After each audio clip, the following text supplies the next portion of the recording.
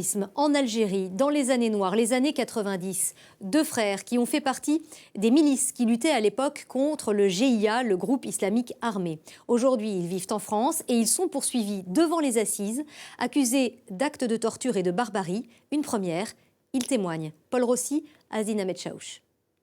Difficile d'imaginer que ces deux frères, se promenant tranquillement dans les rues de Nîmes, sont accusés d'actes de torture et de barbarie. Abdelkader Veste Noire et son petit frère Hossein devront s'expliquer devant une cour d'assises. Et là, c'est une injustice. Les vrais terroristes, ils sont en liberté. C'est bien là le paradoxe de cette affaire. Les deux frères Mohamed sont considérés pour beaucoup en Algérie comme des héros qui ont combattu le terrorisme. Années 90, période noire pour le pays, l'Algérie traverse une guerre civile qui fait 200 000 morts. Le groupe islamiste armé, le GIA, sème la terreur, attentats et massacres quotidiens, avec parfois la passivité de l'armée. Relizane, à l'ouest d'Alger, est un fief pour le GIA. C'est là que les deux frères Mohamed prennent les armes contre le groupe terroriste.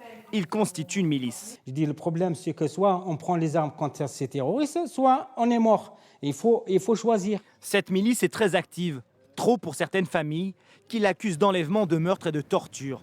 Les frères Mohamed auraient été reconnus par l'une de ces familles.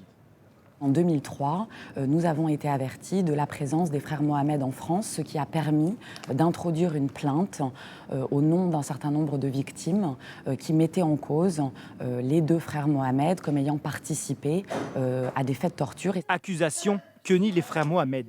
J'ai jamais tué personne, j'ai jamais torturé ou quelque que ce soit. Il aurait fallu qu'une expertise soit réalisée, ou à minima, que ces familles plaignantes viennent avec un dossier médical qui permet d'indiquer que ces personnes sont décédées suite à des blessures graves et notamment des actes de torture et de barbarie. Depuis la fin de la guerre civile, la justice algérienne ne poursuit ni les islamistes du GIA, ni les miliciens, en vertu d'une réconciliation nationale. La France, elle, a l'obligation d'engager des poursuites selon la Convention internationale contre la torture. Le procès des frères Mohamed, le premier du genre, pourrait avoir lieu en fin d'année. L'offensive commerciale de PSA Peugeot Citroën en Afrique.